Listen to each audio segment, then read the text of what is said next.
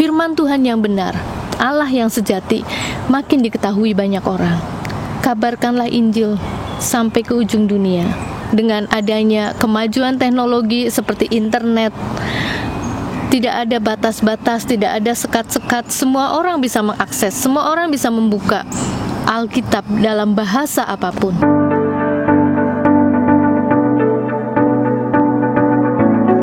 Shalom sahabat seiman dalam kasih Tuhan Yesus.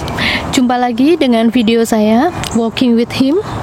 Pada kesempatan kali ini saya ingin berbicara tentang hal yang sedang menjadi hot topic ya di media di tanah air ya, yaitu perbincangan tentang masalah Alkitab dalam bahasa Minang. Kita membaca berita yang beredar di media bahwa Gubernur Sumatera Barat mengirimkan surat kepada Menkominfo yang meminta bahwa Alkitab dalam bahasa Minang pada aplikasi Google Play Store untuk di take down atau diturunkan, maksudnya dihapus. Nah, berita yang kita baca itu otomatis menjadi bahan perbincangan. Saya lihat banyak ditanggapi oleh orang-orang untuk kita, para anak-anak Tuhan, pengikut Tuhan Yesus. Ini menjadi suatu hal yang bukan hanya menarik ya, ini menjadi suatu yang menggelitik gitu.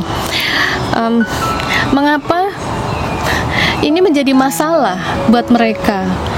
Maksud saya tidak menyangka bahwa seorang gubernur yang seharusnya punya pemikiran jauh lebih terbuka dan lebih maju daripada rakyatnya, justru menyampaikan surat seperti itu kepada pemerintah.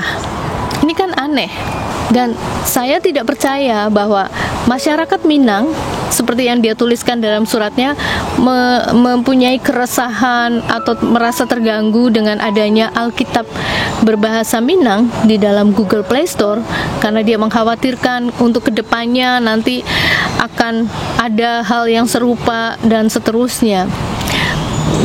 Saya tidak percaya bahwa masyarakat Minang seperti itu, karena setelah kita pelajari, maksud saya setelah saya baca lebih lanjut, saya cari sourcingnya di melalui internet, saya browsing dan saya lihat ada sumber yang mengatakan bahwa Alkitab dalam bahasa Minang itu sudah ada dan sudah diterbitkan pada tahun 1996. Jadi sudah cukup lama. Dan dalam hal ini kita tidak pernah mendengar ada keresahan atau ada masalah dengan mereka. Jadi aneh kan? Itu satu. Yang kedua, masalah bahasa. Masalah bahasa. Kenapa saya concern masalah bahasa? Sebagai orang Indonesia, sekali lagi, saya masih WNI, saya orang Indonesia, dan saya berasal dari suku Jawa. Kita mempunyai banyak sekali, lebih dari 350 bahasa di tanah air, karena terdiri dari banyak etnis, banyak suku, bahasa, bangsa, dan budaya. Jadi secara bahasa ini aneh kan? Alkitab dalam banyak bahasa sudah diterbitkan dan sudah ada selama ini dan tidak ada masalah. Kemudian gubernur tersebut kan dalam suratnya mengatakan masyarakat Minang itu sudah identik dengan Islam. Jadi kalau masyarakat Minang keluar dari Islam, orang Minang, maksudnya begini, katanya yang saya baca ya, orang Minang kalau keluar dari Islam, dia bukan orang Minang lagi. Ini suatu yang aneh. Semenjak kapan suku atau bangsa itu mempunyai agama? Semenjak kapan? Kalau kita baca sejarah, ternyata masyarakat Minang pada asal mulanya dulu sebelum Islam masuk ke tanah air, sebelum Islam masuk ke tanah Sumatera, mereka itu dulu juga beragama Hindu dan Buddha. Tidak berbeda dengan masyarakat suku Jawa, itu tidak berbeda. Demikian juga, saya mau kasih contoh ya. Saya orang Indonesia dan saya berasal dari suku Jawa. Maaf, dalam hal ini tidak sedang mengatakan masalah ras, ethnicity atau apa. Sebagai orang Jawa, saya tahu akar budaya, sejarahnya orang Jawa dahulu kala itu beragama Hindu dan Buddha. Kemudian ada juga setelah itu mix campuran Hindu dan Buddha menjadi aliran kepercayaan yang sampai sekarang masih ada ya. Orang Jawa yang menganut aliran kepercayaan. Kemudian dalam sejarah masuk budaya Islam, penyebaran Islam, kemudian masuk agama Kristen, kemudian agama Katolik masuk juga ke tanah Jawa. Dan semenjak itu orang Jawa mayoritas memeluk agama Islam karena penyebarannya itu tadi ya. Lalu gak semua juga orang Jawa yang di kemudian hari sampai sekarang ada yang menganut agama Kristen seperti orang tua saya. Kemudian saya, anak-anaknya, saya ikut Tuhan Yesus menjadi orang Kristen. Nah, sekarang apakah saya karena sudah menganut agama Kristen lalu saya bukan orang Jawa lagi? Ya jelas, saya masih merasa orang Jawa di mana-mana. Meskipun tinggal di mana, agamanya apa ya, saya masih Jawa. Kalau seperti itu pemahaman dari Pak Gubernur bilang kayak gitu. Orang Papua yang mayoritas beragama Kristen atau Katolik, kemudian saya yakin banyak kan, nggak satu dua, pasti ada juga yang memeluk agama lain, menjadi Buddha, menjadi Hindu, atau malah menjadi Islam kan. Dan mereka bukan berarti mereka bukan Papua lagi kan. Demikian juga orang Bali. Kita kasih contoh, semua orang tahu orang Bali ya. Orang Bali kan pasti Hindu kebanyakan karena mayoritas populasi mereka memang Hindu. Tapi pasti yang kita tahu juga ada orang Bali yang menganut Kristen atau menganut Islam. Dan kita tidak akan bilang kamu bukan orang Bali lagi karena kamu udah bukan Hindu. Ya mereka tetap orang Bali. Begitu maksudnya.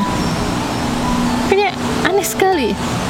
Ya maaf loh kalau saya menganggap pikirannya tidak luas ya, atau mau kita bilang apa ya, itu adalah suatu kebodohan apa ya. Teman-teman, sahabat seiman atau siapapun juga yang mendengarkan video ini, saya tidak batasi, mungkin ada yang sedang mempelajari siapa Tuhan Yesus. Jadi saya akan memanggil sahabat-sahabat semuanya, baik yang seiman ataupun yang sedang belajar. Begini sahabat, kalau firman Tuhan ini yang dituliskan dalam Bible, Alkitab kita, makin dibungkam, dibuat silent, dipersulit, dipersekusi, saya malah merasa bahwa firman Tuhan akan makin menyebar, tidak terbendung lagi. Apa yang bisa sekarang ditutup-tutupi? Kebenaran akan makin terungkap. Firman Tuhan yang benar, Allah yang sejati, makin diketahui banyak orang. Karena apa? Seperti nubuatan yang ditulis bahwa kabarkanlah Injil sampai ke ujung dunia. Dan sekarang dengan adanya kemajuan teknologi seperti internet, tidak ada batas-batas, tidak ada sekat-sekat, semua orang bisa mengakses, semua orang bisa membuka Alkitab dalam bahasa apapun, dimanapun.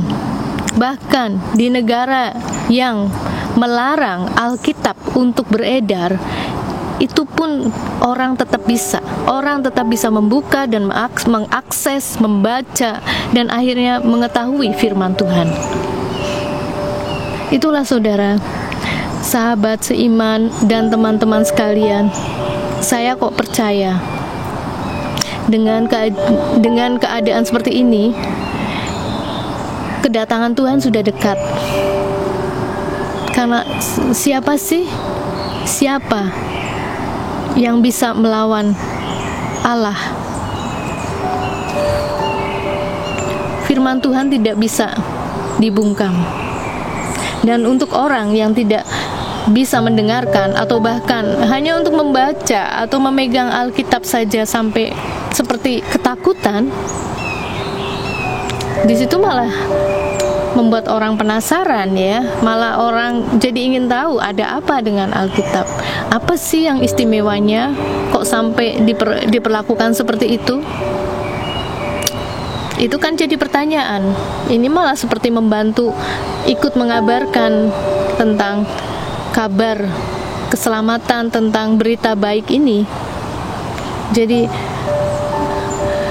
semua orang akan mengetahui dari seperti firman Tuhan yang mengatakan bahwa dari buah-buahnya lah kita akan mengenal mereka.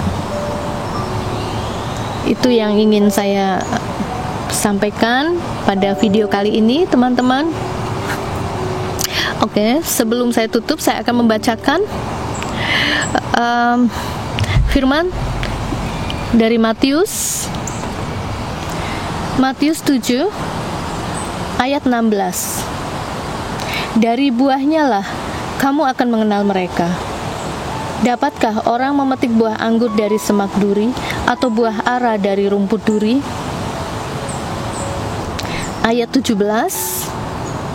Demikianlah setiap pohon yang baik menghasilkan buah yang baik, sedang pohon yang tidak baik menghasilkan buah yang tidak baik. Ayat 18.